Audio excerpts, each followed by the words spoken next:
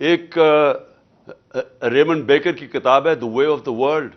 یہ زرداری اور شریف خاندان کے اوپر پورا چیپٹر لکھا ہوا ہے ان کی چوری کے اوپر کہ ملک کا کرپشن ہوتی ہے ملک کا پیسہ چوری کرنے کا.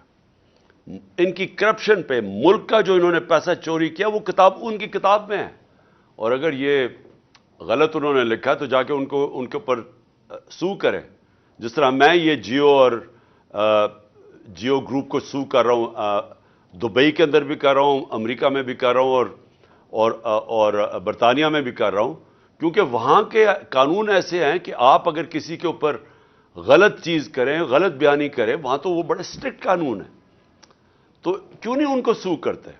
ادھر ایک اور کتاب ہے سوسکنڈ کی وے آف دا ورلڈ, جس میں وہ بلاول بھٹو کی والدہ بتا رہی ہیں کہ کتنے دنیا کے اندر باہر کے ملکوں میں ان کے بینک اکاؤنٹس ہیں.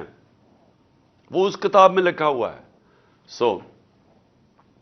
بی بی سی کی ڈاکیومنٹریز بنی ہوئی ہیں. بی بی سی نے ڈاکیومنٹریز بنائی ہیں شریف خاندان اور زرداری خاندان کی چوری کے اوپر.